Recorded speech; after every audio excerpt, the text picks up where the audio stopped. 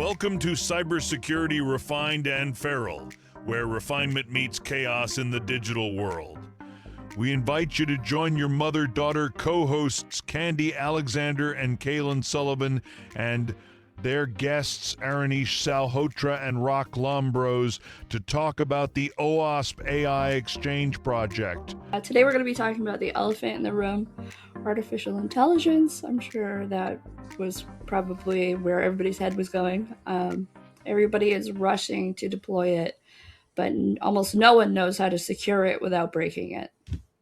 And to help us navigate this, we have two heavy hitters on the front lines. Joining us are Aruneesh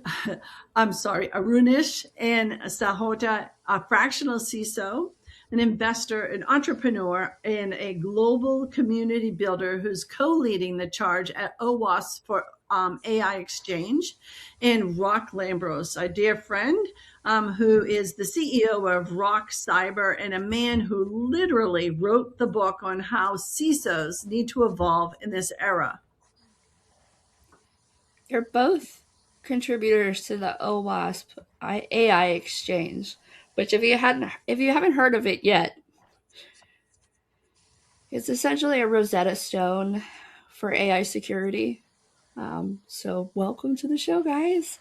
Thank you for having us. Thanks for having us. And Cailin, thank you for mentioning. I'm going to use this in our calls, right? It's like, this is a remarkable line for the project. Mm-hmm. Good. So let's start with the absolute ground floor for our listeners.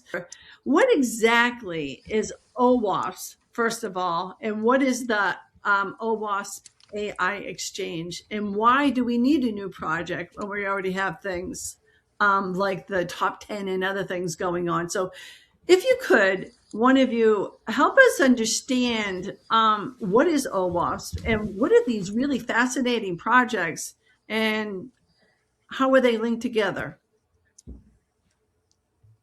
Aruneesh. Sure. Okay. So OWASP is a foundation started, it's an open source foundation started 2001, I think. It's like 25 years ago it was started. And fundamentally it was geared towards when the internet started coming and you saw like different use cases for web applications coming to life, right? Whether it's Amazon or Facebook or any other company out there, which was kind of had like a front interface. So we needed a way to actually say, okay, what are the top 10 or what is the top vulnerabilities that exist in that ecosystem, right? It was merely focused on web applications back then, right? And slowly and steadily, it has like got into multiple other areas. And OWASP as a foundation is not the only foundation which focuses on the open source, whether it's on security or development, right? I think what is unique about OWASP is the adaptability that they have. Initially, it was all about like web application. Then they went into API security, there are a few projects which are focused on the data security, data provenance, and now they're heavily focusing on the AI side as well, right? So if you look at the history of OWASP for the last 25 years, they have really contributed back to the society in multiple different ways, right? Focusing on not just what's happening 10 years ago, but also being very, very aware of what are the true needs for organization and the community at large, and really give a platform for people to actually bring up projects and bring other contributors, whether it's from enterprises or also from academia, right? So it's kind of like a environment which fosters growth and innovation. So I know everybody who is in cyber, whether you're a techie or not, if you're just GRC. Sorry, gang, I'm GRC. But I mean, every aspect of cyber knows about OWASP top 10. Right? Whether it's the top 10, for, the web environment or for LLMs, everybody knows the top 10. That's the golden standard. So what is this project that you two are working on? And that's, the AI Exchange. Can you help us understand what that is about? Yeah, I mean, my perspective, and Aruneesh, feel free to jump in, right? The AI Exchange is kind of killing like what you mentioned, the Rosetta Stone, right? It's a open source repository for AI security and privacy that we've developed over 300 pages, believe it or not, of practical guidance on protecting AI systems from threats. And the big difference than what you see from, because I straddle both sides, right? The AI Exchange and the GenAI Security Project. The biggest difference is that the AI Exchange covers not just GenAI, right? But it covers all AI. It covers analytical, discriminative, generative AI, heuristic systems. We're talking a little bit more and more about like vision and that kind of stuff. So, we have that plus some more data-centric systems in the core, like data warehouses and BI platforms and all that can apply. Okay. Probably I just maybe just one more point on this. Thanks for Rock for actually starting this one. So Gen AI is a project. I think it was started almost like 2.5 years when AI was really actually coming up and people really didn't know what was happening. There were a lot of risks, as you know, hallucination, and when you created image, it used to like have like a garbled image that used to come up, right? So Gen AI project, which was initially focused on LLM top 10. Again, going back to the top 10 that OWASP was known for, it was focused on what are the top 10 issues for. It was a community-led project itself where I think there were like maybe 10,000 people who actually contributed towards making that particular list. And at that point in time, I think it was very essential to start at that particular note. What's different between Exchange and Gen AI project and few other stuff? The focus on AI Exchange is focused on really understanding the threats that exist out there, right? And how do you actually provide mitigation controls on top of this, right? So it kind of makes it more actionable. And again, when I say actionable, there are a lot of standards which are talking about this one. And as part of the AI Exchange, we are actually feeding into most of the standards out there, whether it's, so we have like a lot of collaboration with ISO, not CSA, but anything that's happening with. So AI Exchange is something which actually creates all these different top 10s and other things that are talked about from vulnerability, make it more action oriented, right? How do you make those action where it provides guidance to organization? If you want to bring in control to address a particular vulnerability, these are the steps that you need to take about, right? So there are like few things that we have delivered back, whether it's like a periodic table or there are like few other guidances that have been presented, and we have fed into a couple of different standards, more importantly the European AI Act. So out of the 300 pages that Rock was talking about, almost like 100 pages have been accepted by European AI Act, and it's going through the motion of refining and open it for public review. So I think it's getting a definite attraction out in the industry. So I absolutely fully appreciate that effort, because let's face it, whether it's AI or traditional cyber, we all have standards, right? We have the controls, right? Like, I don't know, access controls or whatever. But the control will come out and say a certain thing, but it doesn't really tell you how to implement it in a real world situation. So I think what you're saying is that it's kind of like, back in the day, we called them cookbooks. It's the how-to guide, how to apply those standards. And that's the beauty of it, because when we think about standards and controls as well, let's go to the other end of that spectrum. We get assessments performed on us. The controls are traditionally written so they're interpretive, and they're always interpreted differently by auditors and assessors. So if you provide the guidance of how it should be implemented to reduce risk and or meet compliance, that's brilliant. I mean, that helps so many professionals worldwide on implementing anything for security. So. And one thing that I'll probably jump in, I mean, like, I have to give credit to the lead for OWASP AI Exchange, Rob van der Veer. He sits in Netherlands itself. So the project was contributed back to OWASP from a software improvement group where he works. So it was contributed back to OWASP, and that started like back in 2024. I think it was in January. And we have come a very long way, right? Within 2 years, we accomplished so much. So one thing that's important about the project to realize, like it's a project, and all the material that we are producing, again, is produced by 100 plus authors out there, right? But it's free of attestation.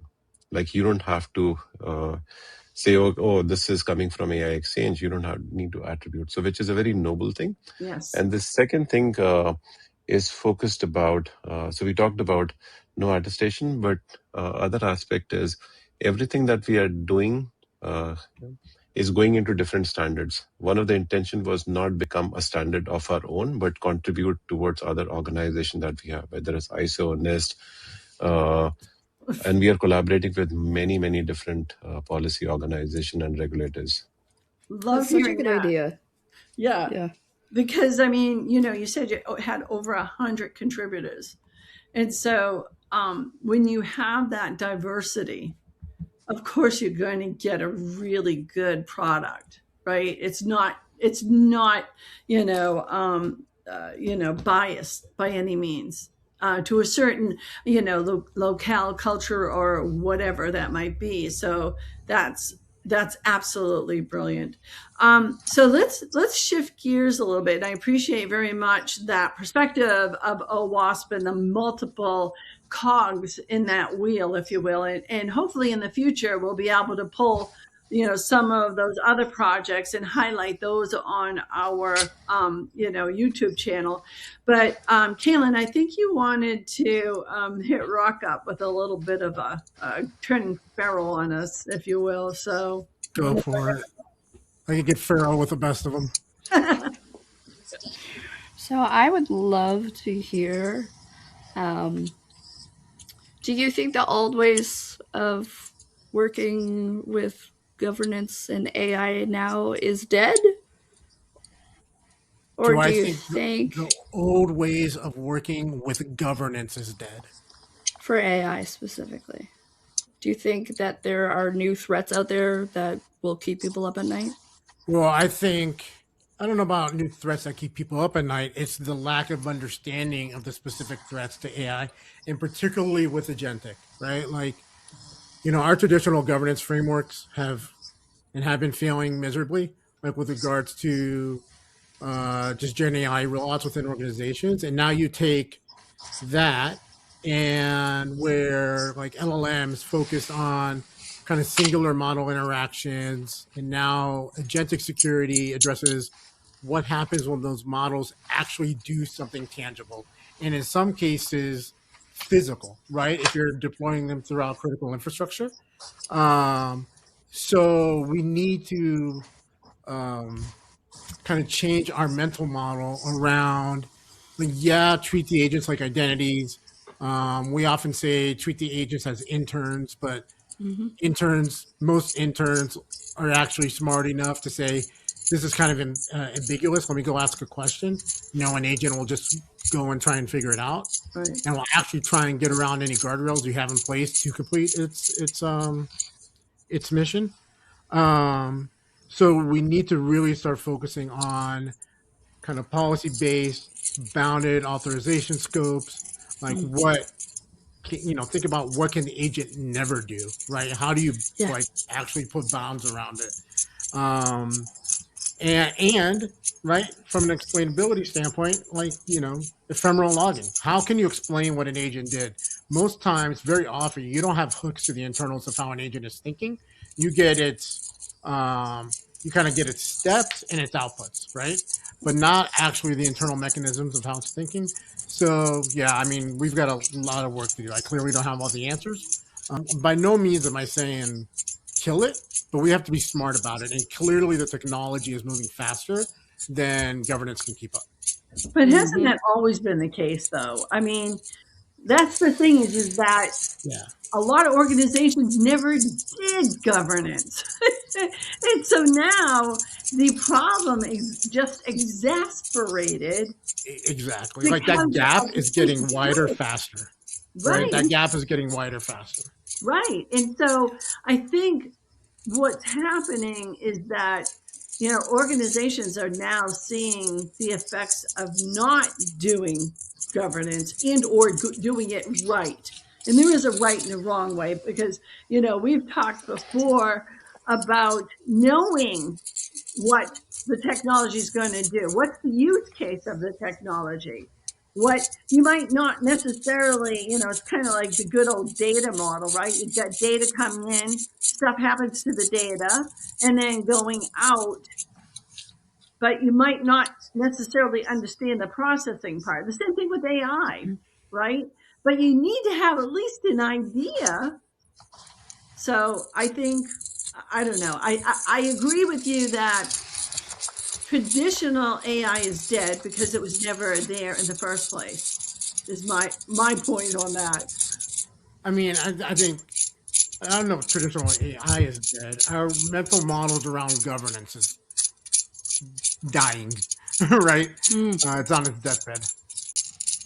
I'll probably jump in on a few points, right? If I go back maybe 15, 16 years in my development days and auditing days, right? So I used to be audited before. I think there's only a finite set of application that organization had. You take any bank or any healthcare organization, you knew exactly what you had, right? All the assets that you had, what the communication was happening within your organization. Yes, cloud came, which kind of made it very complex, but I think it was still manageable. Right. And you have maybe one or two, maybe three different regulations that you have to comply by, right? So number of regulations that if you think about for any meaningful organization, you're talking about 20 plus regulations that you have complied by, right? And if you compound that with the amount of application which are using AI, I mean, it's 400, 500 different combinations out there, right? So addressing those using the old methods is not going to scale, right? So you need to have like an extremely good inventory system that Rock was talking about, right? How do you even figuring out what you have, right? And as they say, right, you can only protect what you know about, right? So it's very important that all the discovery services that hopefully organization have, they're actually trying to discover what models are you using within your organization, what API endpoints AI endpoint that you're hitting outside. Yes. You need to have a complete control of that. Only then you can actually say, okay, if you're going to an auditor or a regulator, that we have like a full picture of this and this is what we have done, right? But there's always that 1% chance that maybe a trader or somebody else is running something on his desk, which is not even aware, right? So you need to have like a lot of controls at multiple levels, like your network, what Rock was talking about from a Cloudflare perspective, right? You need different solutions, which is going to come into picture and augment your governance. So it kind of meshing all these things together in some meaningful way, right? Yeah, so, and it gets back to like what Aruneesh was saying, that basic inventory. I ask clients all the time, do you know what agents you have, all the agents running in your organization? And some will lie and say yes. And then I ask them, okay, do you know what they have access to? Not what they're supposed to have access to, what they actually have access to. Yes. And it's like crickets. Yes. Crickets. So, absolutely. And so of course I'm going to, put a label on this whole part of the topic of AI bombs, which there's been a lot of discussion out there on. And, Rock, I know you and I belong to the CISO Society, and there's a lot of conversations out there where CISOs are really actively trying to get their arms around this. So in my opinion, it's like, I'll call it infrastructure and what people are using in the environment today versus development. So let's put the cart behind the horse first, rather than doing shadow AI conversation with inventory, right? The AI bomb. So let's talk about the right way to do it, right? To architect that. So my question is, how does the AI help a developer or a security architect to actually mitigate something such as, say, for example, model poisoning or prompt injection or things like that in a real world pipeline? Rock, do you want to take that? Sure. So if you look at the exchange, if you go to, let's screw this up, OWASPAI.org, right? Yeah. Yeah, OWASPAI.org. And you go to the exchange, the actual exchange document is now on the website. The new website just got released I don't know, maybe 2 Yeah, weeks ago. yeah. And I'm sorry, so, before you go on, what was the new website? yeah, OWASP AI.org. So Okay. OWASPAI.org. Good.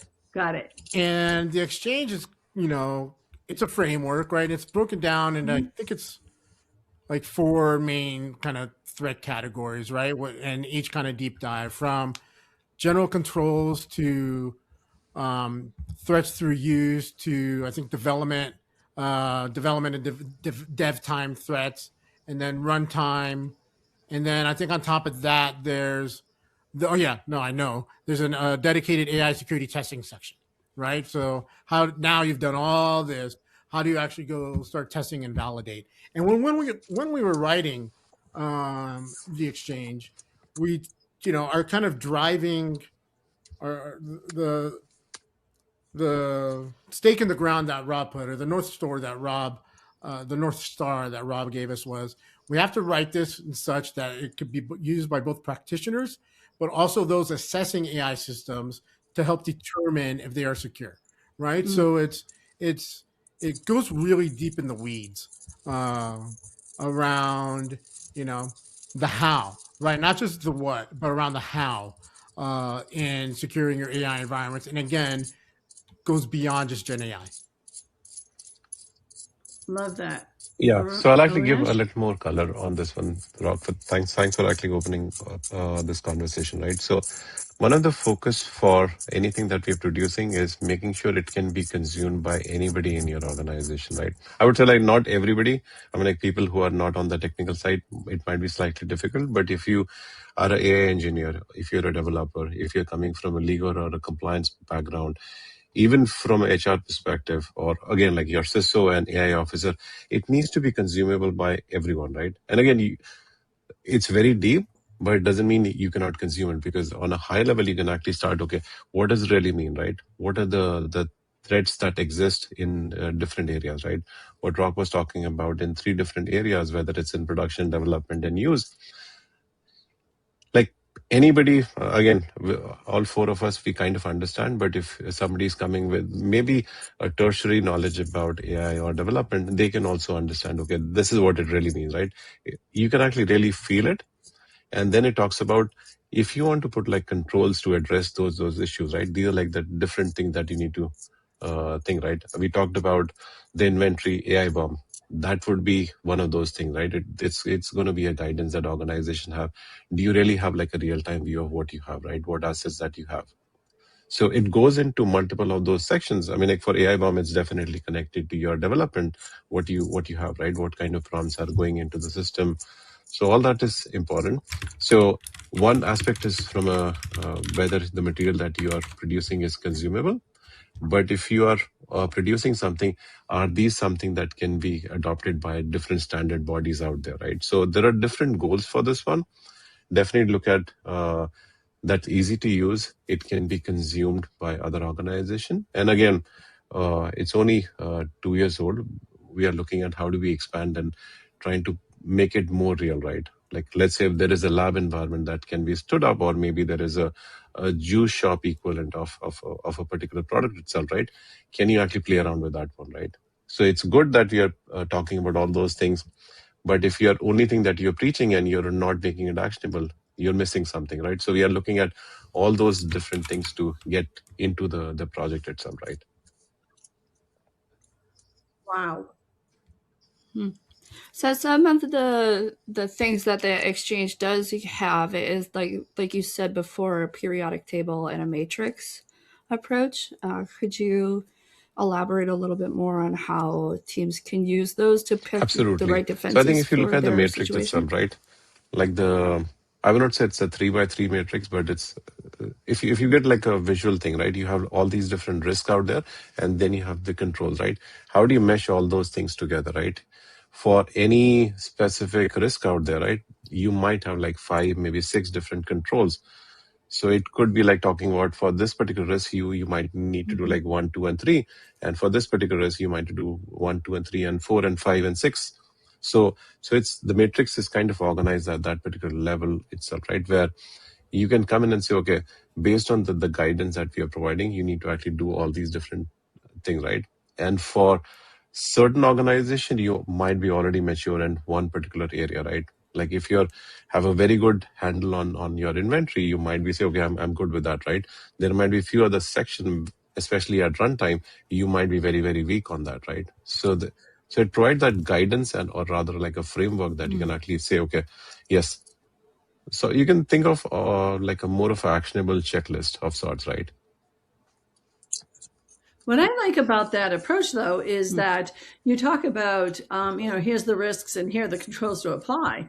But alternatively, you can do that reverse too. Like, you get those engineers and those developers that say, well, I don't want to apply that. That's stupid or whatever.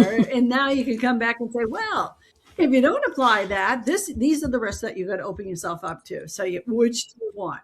So I like that opportunity to revolve them back and forth because, if you've done CISO work or in security for a long time, you kind of had to explain why you needed to apply a certain control. And back in the old days, it took a lot of research and, thinking and threat intelligence to counter that. So by having that periodic table or whatnot, you're able to go back and forth. That's brilliant. Love that. And I think like we all have like a certain background in the GRC. It's all about how do you mitigate that particular risk, right? And how do you actually, again, in banks, it's a very different thing. Your risk register is like 20-page long, right? Or even more, right? But how do you actually make an attempt to actually shrink that particular down in a very meaningful, right? Where you can quantify the risk also. Right. Absolutely. So, let's talk about, I love this. This is my favorite topic because nobody wants to talk about it. So let's do it. It probably means I want to talk about it then. Rocket means you've already talked about it, right? So data governance. Why is AI security actually just data security on steroids? Or is it? I personally think so, but. Well, all right. So I don't remember if I shared this the last time I was on, so forgive me if I did. But so most of my AI governance engagements start with a phone call saying, Rock, it's left the train station. Help us, people are using Copilot, their personal GPT, Claude, want to go buy an agent here. Slack turned on AI features, right? Adobe turned on AI features, all that kind of stuff, right? It's like, okay. First of all, I ask them what they're governing or what do they want to govern. And then they look at me and they're like, I told you AI, idiot. And I'm like, no. AI, all the things is not a strategy. And then, we start figuring that out, like what are the use cases and all that. And then we start talking about, okay, what's your fear? What's the thing that's going to keep you up at night? And it's always data. It's always data. And then I'm like, great. What does your data governance program look like? Right. It's hard. Right. Last couple of CISOs have told us we should do something about it. I'm like, maybe that's why they're the last couple CISOs. Right. And so, no, it does go back to data governance as a foundation. Once you copy paste that into ChatGPT, there's like no pulling it out. There's no subject access request, right? Where you call and say, hey, right to be forgotten, delete my data.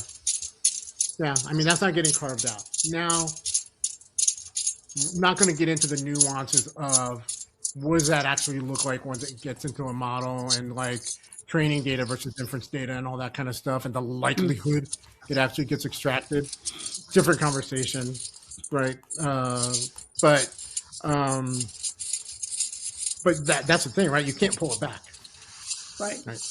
Kind of like the old days. I mean, when I first started doing security, we used to tell people, like, anything you want confidential, do not put it in email because it's like sending a postcard with your social security number on it, right? Yeah. So it seems like, everything new is old again or anything old is new again, whatever that saying is. And here we go, right? And it goes back to, again, just like governance, period. Nobody ever does it right, or very few. And here we go, data security. Nobody wants to do it because, like you said, it's hard, it's expensive.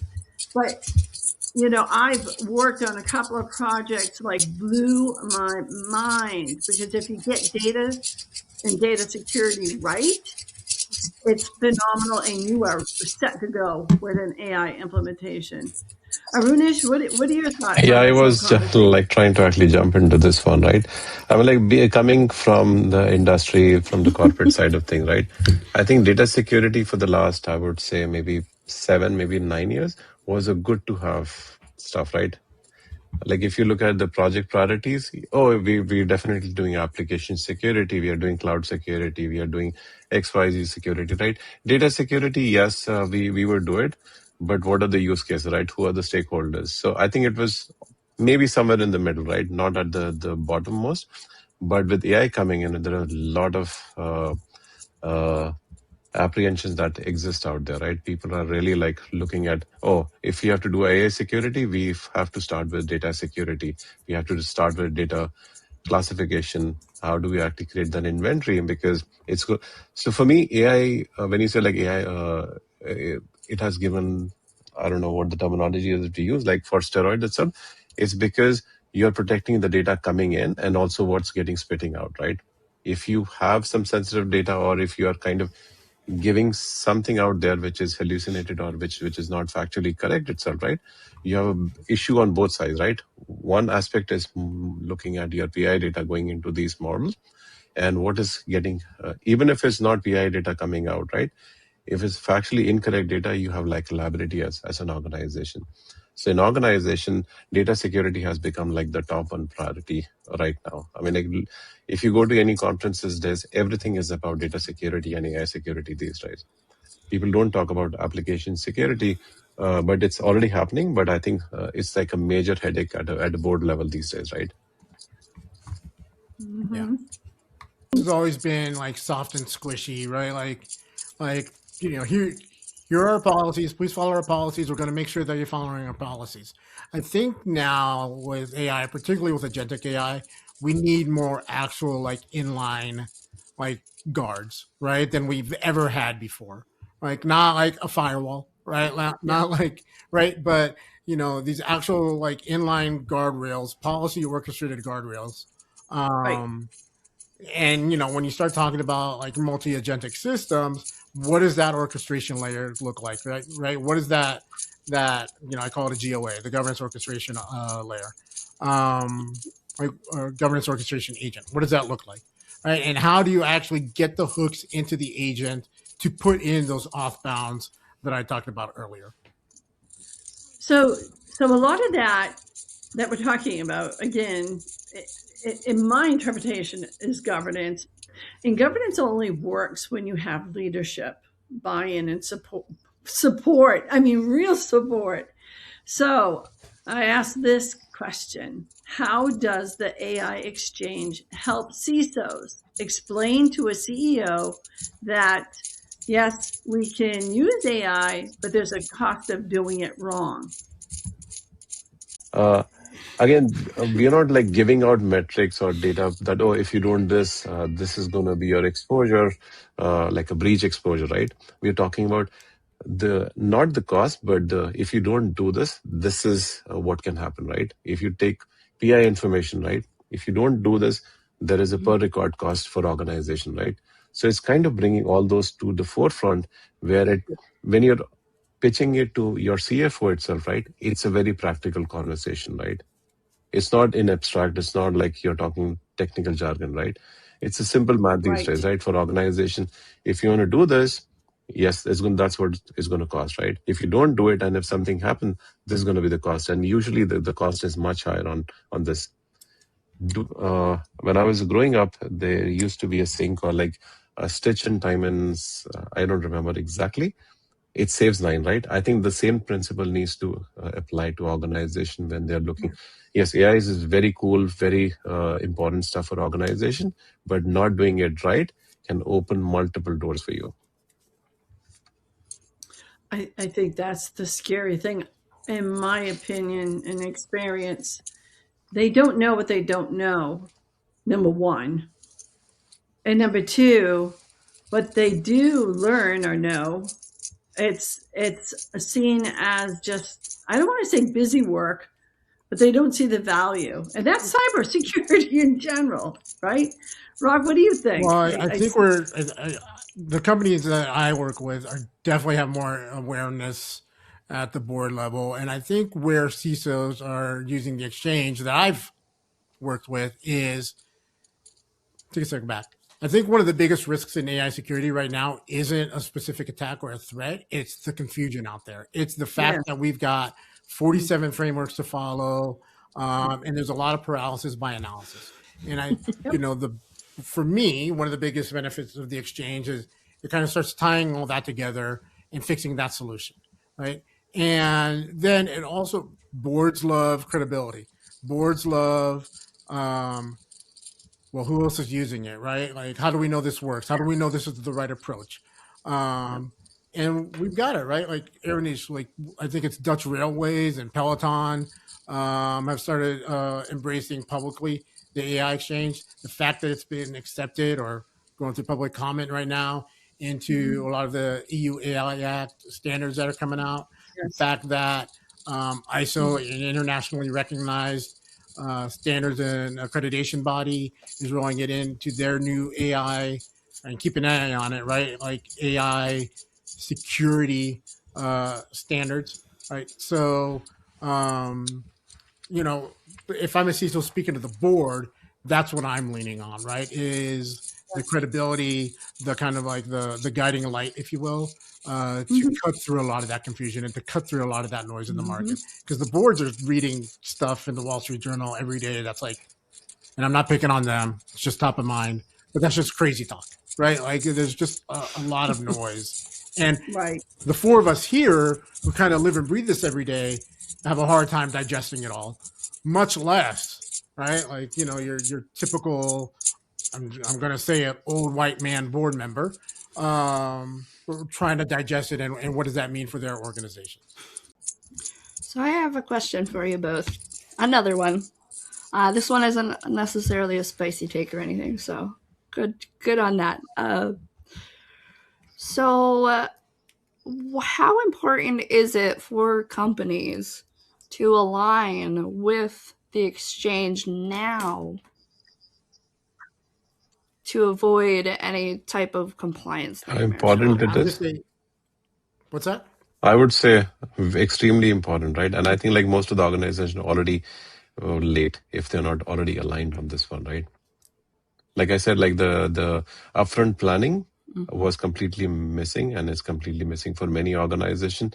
When GPT came about, when all these tooling came about, everybody started using without even realizing. I know a couple of organizations where business said, oh, we need to actually get Copilot licenses, not even involving the security. And now they are actually paying the price for that one, right?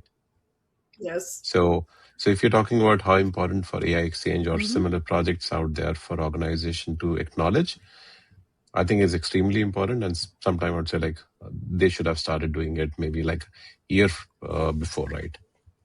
So I appreciate that very much. And so my question would be to either or both of you is, there's that thing we have in cyber called the high water mark, right? Like GDPR, everybody, if you comply with GDPR and put that methodology and approach to other parts of your business, right? Yeah, you're good. Then you're going to comply with other, all the other privacy regs in the world, thereabouts. So is that the case now with the EU AI Act and or applying the guidance from the AI Exchange project? From a regulatory standpoint, I think the EU AI Act today is the high watermark. We'll see what starts coming out of, like India's working on one, and Brazil's working on a pretty big one, right? So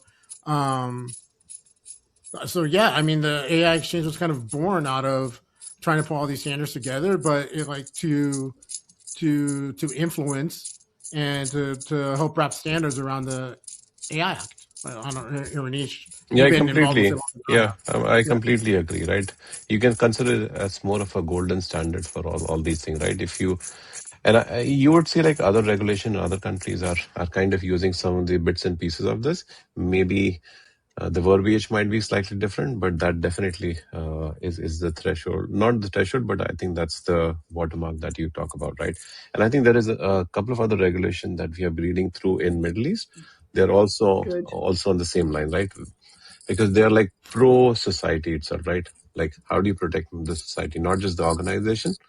And EUI Act is exactly on the same line, right? But where things are, I think EUI Act can be considered like, yeah, that's your go-to guide or go-to like control that you need to have in your organization. And the intention, I'm assuming, is that it will continue, the effort will continue to be reflective of major regulations, legislation around the world, correct?